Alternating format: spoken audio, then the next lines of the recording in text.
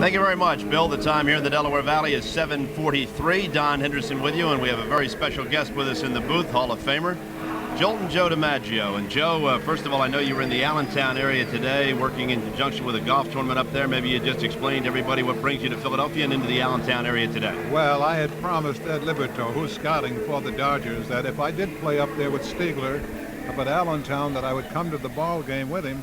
And here I am, and I hope we'll get a chance to see the ball game, because I know what they're doing out there at the moment.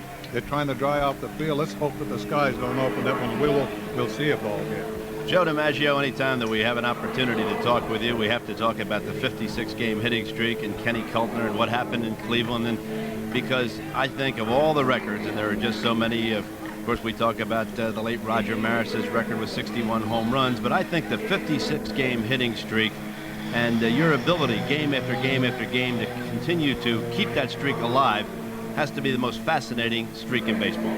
Well, I tell you, I am proud of the fact that I own that record, but I enjoyed every minute of the time before that.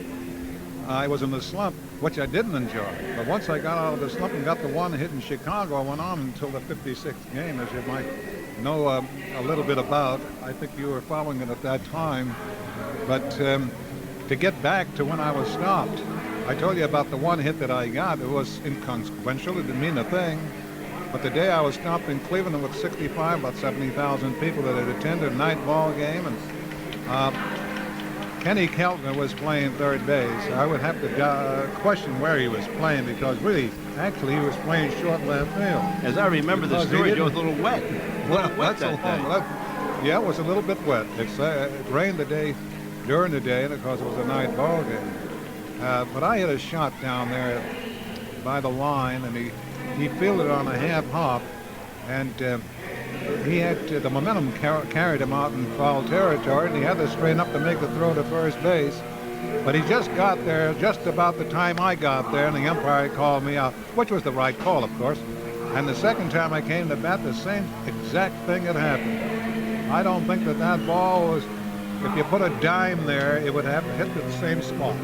But he still made that long throw and got me out. But if it hadn't rained during the day, I guarantee I would have beat those plays out. But you know, he played me short left field. Now, I must say to you that years later, I went to him and I said, when we were attending some kind of an affair, I said, I didn't mind you playing me short left field. He said, because you know I didn't bunt. You didn't think that I was going to bunt for the base hit. I said, but why did you play me right on the line? And his answer was to me, he said, well, I was just trying to stop a two-base hit. He did more than that. He certainly did. He stopped a couple of major streaks. And when we talk in terms of major streaks in baseball, I guess the year 1941 comes back to everyone's mind that is old enough to remember. And for some of the younger folks that are listening right now, one of the most monumental years in baseball, and the fact that you hit in 56 straight games, and of course Ted Williams at that particular time hit 406, both in the same year, both going for the most valuable player. And it's amazing that you would have, and if I remember correctly, Joe, and I don't have the stats in front of me, you struck out 13 times, I believe, that year, which is incredible for somebody hitting the ball the way you did. Well, I don't remember how many times I struck out. As a matter of fact, up until this day, until you just brought it up, I didn't know that was the year. But I didn't strike out too very many times. But I want to tell you about Ted. He's the greatest hitter I had ever seen, all through the years. And when they had to vote for the MVP, he hit 406 that year, which is a remarkable thing. I did beat him out by one vote. And I could have not squawked or wouldn't have felt bad had he had beaten me by the one vote. It would have been nice had we got a tie. Joe DiMaggio, our guest here, and a little bit of a rain delay at Veterans Stadium. As you know, the Los Angeles Dodgers taking on the Philadelphia Phillies. Game time was to have been 7:35. And Joe D, kind enough to spend a few moments with us talking about the year 1941, the 56-game hitting streak, and of course, some of the monumental feats that happened in baseball during his era, and of course, a Hall of Famer. And when you talk about those New York Yankee teams, and of course, Morris Joe McCarthy, and the way he handled players at that particular time, it was a great deal different than what we see today. Well, it's a little different. You know, players today and old-time ball players that I played with, they question whether Joe McCarthy could have managed today. because he was, in a sense, a disciplinarian.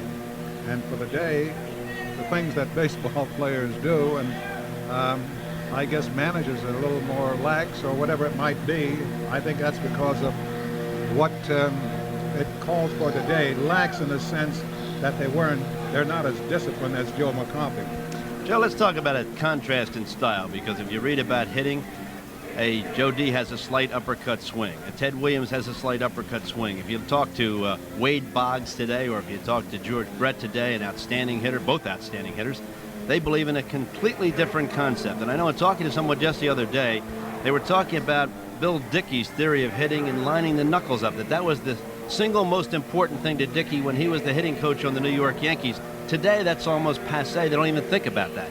Well, that's the way I batted anyhow. I had the knuckles lined up. But to get back to your original question here and talking about the hitters and my uppercutting and the other fellows uppercutting as well as Williams, I'd have to go along with the theory, and I did exactly that, the way Paul Wainer hit. He hit down on the ball. So I have to contradict you there, Don, that I hit entirely different. I was more of a line drive hitter.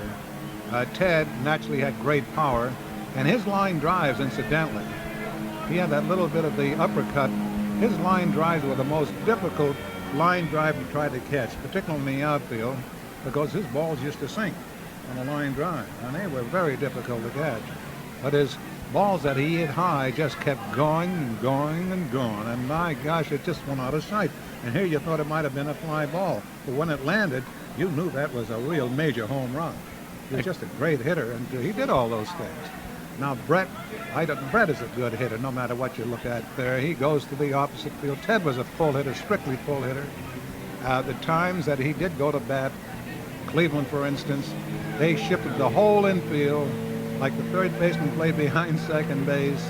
The shortstop was over, playing practically in the second base position, and of course, second baseman between first and the second baseman, or the shortstop, whatever you want to call it.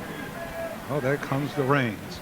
But and he still tried to pull. All he had to do was go the other way. But it was a challenge to him, and he still loved to hit that ball on that part of the bat, and liked to see that ball take off. Amazing the discipline that he had. They constantly talk about the strike zone and his ability to reflect and react within the confines of the strike zone. And they always talk about the one shortness of his game would be on, say, a 3-1 pitch, for instance, with the tying or winning run on third base.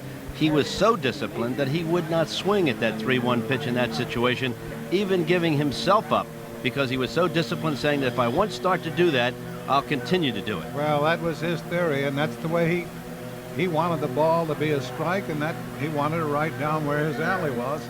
But you know, I have to go along with the other idea, that he was the big hitter.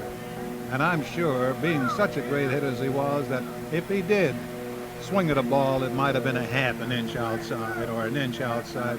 He could have been such more difficult to pitch to.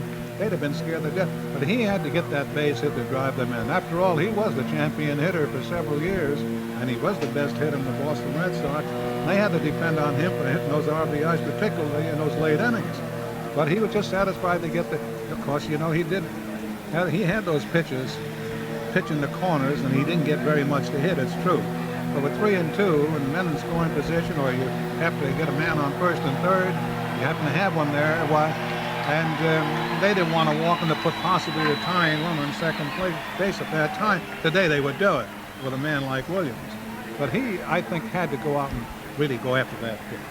Joe DiMaggio, our guest here, and of course, Hall of Famer, New York Yankees superstar for so many years. And let's go to the other side of the game, because I always like to look at the Phil Rizzuto type player, the guy that didn't have the skills of a Joe DiMaggio in terms of size and strength, or a Ted Williams, a man that would maximize the abilities that he had. And Phil always, to me, epitomized a guy that could bunt, probably the best bunter I ever saw in baseball. And he maximized, he didn't have the greatest arm in the world, but he knew how to play the hitters. He really maximized every bit of talent that he had once he went between the lines. Well, you describe him very well there. You know, he didn't have the arm, but he sure could make the plays. And he was a pretty sharp shortstop, very smart. He knew just how far he could go out with a ball that might have been in between. The long ball, which would be perhaps the man at first base going to score on that 2-base hit, or possibly a triple. he would always let the man in the outfield make the long throw in our case, because he knew his arm was just weak enough that he just played a little beyond the grass at shortstop and taken that throw, but he wheeled around so fast. He was so sharp and fast that he got that ball right down the middle of that plate. He had a good accurate arm, but he was a pretty smart man that way. He did so many smart things. Joe, one last question, and I certainly appreciate you taking time to spend with us here on the Philadelphia Radio Network and an opportunity to talk baseball with you. The most difficult decision that you had to make as a ball player, was it the day you decided that that was going to be it, that you were going to retire? Was it somewhere else during the course of your career? At what time do you think was the single most difficult decision that Joe DiMaggio had to make? Well, I'm sure you hit it right on the head when you had to, when you said I had to make a decision whether I should retire or not. And I finally made a decision when I did retire, and I stuck with it, because the year before I had made up my mind that I was going to retire. But because of all the injuries that I had, after the season was over, my injuries left after the first 3 weeks, and I felt good. And I said, "My gosh, I'm going to give it another shot." Well, it was the biggest mistake I ever made. After the first 2 weeks I was in spring training camp, my aches started to come back, and I knew I had made a mistake, but I stuck the year out.